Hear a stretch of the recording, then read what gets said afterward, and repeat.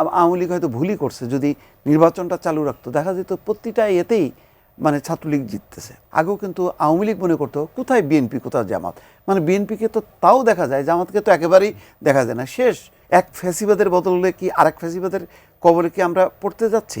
বিশ্ববিদ্যালয় ছাত্র সংসদের ভোট আসলে জাতীয় নির্বাচনকে এমনভাবে এফেক্ট করতে পারে। এটা প্রভাব আমি অন্যভাবে দেখি।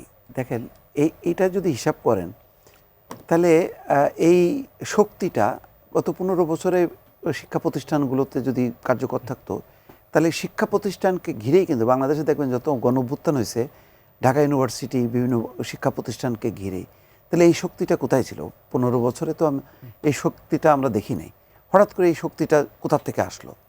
তাহলে আপনি ধরেন সুবিধাজনক অসুবিধাজনক সময় আপনি নিশ্চুপ থাকলেন, সুবিধাজনক সময় আপনি আবির্ভূত হইলেন, এটা খুব কার্যকর শক্তি না। আবার যদি ধরেন নির্বাচন হবার পর বিএনপি ক্ষমতা আসে, দেখবেন যে আবার এই শক্তিটা নাই, এই শক্তিটা আবার পিছনে চলে গেছে।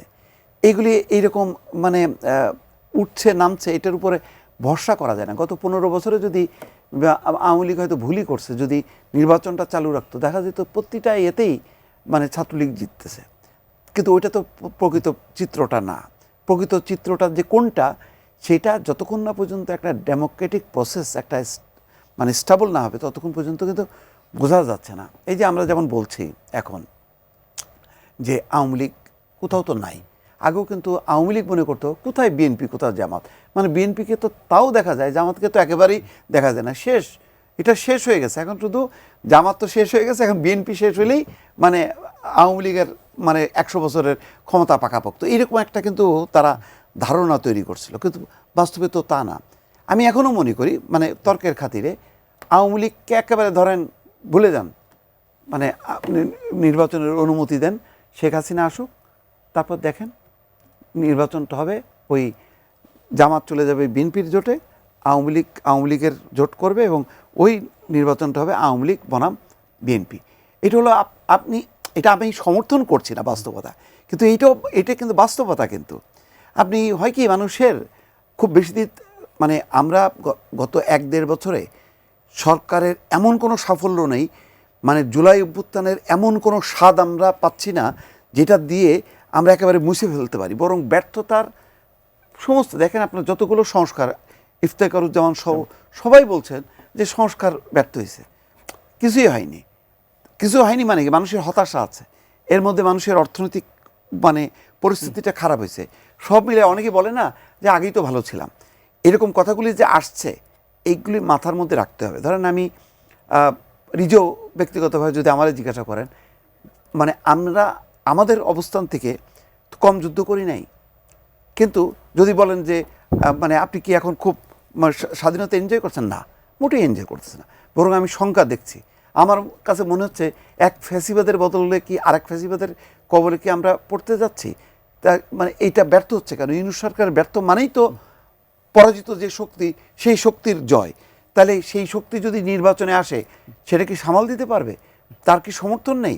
আমি তো দেখি যে আশেপাশে সমস্ত জায়গায়, আমি আমার গ্রামে জিজ্ঞাসা করলাম যে ভাই ভোট কারে দেবেন, বলে যদি নির্বাচন সুষ্ঠু হয় আওয়ামী লীগ যদি আসে আওয়ামী লীগ, আর আওয়ামী লীগ না থাকলে জামাত। এটা আমার এলাকার কথা বলতেছে, ভাইদের পক্ষে চাই।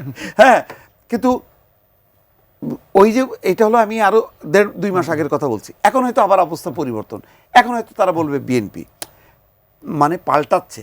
এখানে যে আওয়ামী লীগকে অবশ্যই ঘৃণিত শক্তি, পরাজিত শক্তি, কিন্তু মানুষের মধ্যে যদি এক্সিস্ট করে তো আপনি এটাকে কি করবেন? জামাতকে তো মানে একেবারে এটা তো চরম খারাপ দল। গত 15 বছরে তো মানে কথায় কথায় আমাদের মতন মুক্তমনা লোক আমরাও কথা বলে এই তো পাকিস্তানে চলে যা, এই জামাত শিবিরের এজেন্ট, এই সমস্ত বলতো। তার মানে তো নাই, জামাত ছিল না, কিন্তু জামাত যে আছে সেটা তো 5ই আগস্ট পরবর্তী সময় এখন এই যে নির্বাচনের এই যে 5টা মানে প্রতিষ্ঠানে জয়ের মধ্য দিয়ে তো বোঝা যাচ্ছে যে জামাত আছে, শিবির আছে, তার প্রতিফলন দেখা যাচ্ছে। তেমনি আওয়ামী লীগও কিন্তু আছে, এইটা আমরা বুঝতেছি না। আবার অনুকূল পরিবেশ হলে দেখা যাবে যে আওয়ামী লীগময় সারা বাংলাদেশ, অন্য শক্তি নাই। এই উত্থান পতনগুলির বাস্তবতা, এটা আমাদের মানতে হবে। শেষেরটা বলি, শেষেরটা দায়ভার নিছে ইউনূস সরকার না, সেনাবাহিনীর কাছে বিচার চেয়েছে, হস্তক্ষেপ চেয়েছে মির্জা ফখরুল ইসলাম আলমগীর, এবং সেনাবাহিনী খুব প্রম্পট এটা অ্যাকশন নিয়েছে। পুরো কমান্ড ওখানে যে মানে তাদের ক্যাম্পের যে কমান্ডার সহ পুরো সেনা প্রত্যাহার করছে এবং তারা এটা তদন্ত করবে, এটা অ্যাকশন হয়েছে। আর আগেরটা 86 সালের হিসাব আর এখন চলে না, কারণ এখন তো নির্বাচনের মাঠে আগে জামাত এককভাবে প্রতিদ্বন্দ্বিতা করেনি প্রধান হিসাবে, মানে পাল্টাপাল্টি, এইবার প্রথম করছে। এবং সেই কারণে ভোটের রেশিওটা গত 15 বছরে যেহেতু ভোট হয়নি, সুতরাং ভোটের রেশিওটা আসলে মানে কোন দিকে যে গড়াচ্ছে এটা কিন্তু বোঝা যাচ্ছে না। ফলে ওই হিসাবটা এখন চলে না যে জামাত ওই সময় 4% ছিল, এখন কেন মানে স্বপ্ন দেখে কেন? আমরা তো নিয়ম অনুযায়ী তো এই গণ অভ্যুত্থানের নায়ক হওয়ার কথা বিএনপি জামাতের, তো গণ অভ্যুত্থানের নায়ক কেন নাহিদ ইসলাম, সার্জিস আলম, হাসনাত আবদুল্লাহরা হইলো? এটা তো আমরা আতিক সাহেব জিজ্ঞেস করি প্রশ্নটা যে কেন আপনারা মনে করছেন যে আপনারা জিতবেন? দেখুন, আমি তার আগে একটু আমাদের ফিরোজ ভাইয়ের কথায় আসি। দেখুন, 15 বছরে আমরা জুলুম সয়েছি, আমরা কি দেশ থেকে পালিয়ে গেছি?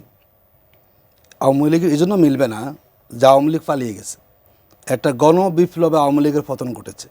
সুতরাং এই জায়গাতে মানে জামাত ছিল না, জামাত এখন আছে, আমরা সবসময় ছিলাম, আমরা সবসময় ছিলাম। এবং বিগত সময় আমরা আমাদের জায়গা থেকে সব আন্দোলন ভূমিকা সেখানে রেখেছিলাম, আমরা কোনো নাই হয়ে যায় নাই, অনুমান ছিল তাদের। যদি আমরা নাই হয়ে যেতাম তাহলে আমাদেরকে আওয়ামী লীগ নিষিদ্ধ করলো কেন বলুন তো? আমরা ছিলাম এবং আওয়ামী লীগের কাছে সবচেয়ে ভয় কারণ জামাত শিবির ছিল, এবং আওয়ামী লীগ কখনো বিএমএ গণায় ধরতো না, ধরতো আমাদেরকে। ওই জন্য বারবার হাসিনা বলেছে না যে আন্দোলনে জামাত শিবির আছে। আমরা জামাত ইসলামী সবসময় মাঠে ছিলাম, আবার অধিকার আমরা পাইনি, আমরা নিপীড়নের শিকার ছিলাম। বিশ্ববিদ্যালয়গুলোকে আমাদের কোনো রাইট ছিল বলুন তো? ছাত্রদল মিলে তো আমাদেরকে আউট করেছে বিশ্ববিদ্যালয় থেকে, যে বিশ্ববিদ্যালয়ের ছাত্র শিবির নাম নেওয়াটাই নিষিদ্ধ ছিল। সেখানে আপনি ওপেন বলেন কীভাবে সেখানে কাজ করবো আমরা? আপনি কি আমাদেরকে মারা লাইসেন্স দিয়ে দিবেন? যেখানে শিবির সন্দেহে আমাদেরকে ধরা হতো, ধরে মেরে পুলিশে দেওয়া হতো, কেউ প্রতিবাদ করেছে কখনো? তা আমি শুনি বলা যাবে কথা, কিন্তু আমাদের অধিকার আমাদের ছিল না। আমরা রাজনৈতিকভাবে বলা যায় একদম পুরো কোণঠাসা করা হয়েছিল। সেই জায়গায় আমরা কী ছিলাম না ছিলাম এর তোলা কোনো সুযোগ না। যদি আমি বলি, দেখুন আমরা যারা এখন এখানে কথা বলছি, এই যে আজকে যে কালকে যারা আদেশ দিল নির্বাচন কমিশন, সেখানে রাজনীতি নাই। যখন শাসক নির্বাচন আমাদের আগামী হলো 21 তারিখে, দেখেন 21 তারিখে আমাদের সেই নির্বাচনটা হলো, এবং আমরা দেখলাম যে এর মধ্যে কিন্তু রাজনীতি আছে। কারণ মানে একেবারে ধারাবাহিকভাবে যখন হেরে গেল 5টা বিশ্ববিদ্যালয় ছাত্রদল, তারা এখনও কিন্তু হারার সম্ভাবনা আছে। তাদের রাজনৈতিক ভয় যে আমরা যদি আবার পরাজয় বরণ করি তাহলে সেখানে কি হবে। এবং তারেক রহমান সাহেব সিলেটে যাবেন, এরপরে ইলেকশন, যদি আবার সেখানে শিবির জিতে যায় 22 তারিখে আবার ইলেকশন শুরু হয়ে মানে ক্যাম্পেইন শুরু হবে। তার যাতে করে এই জায়গাতে তারা রাজনৈতিকভাবে ইমেজ সংকটে না পড়ে, আমাদের কাছে মনে হচ্ছে নির্বাচন কমিশনকে প্রভাবিত করে মূলত ইলেকশনটা কিন্তু বন্ধ করা হয়েছে। এটাই কিন্তু রাজনীতিতে প্রভাব পড়ে। কোনো ইলেকশনটাকেই রাজনীতির বাহিরে নিয়ে আমাদের কোনো সুযোগ নিয়ে পর্যালোচনা করা।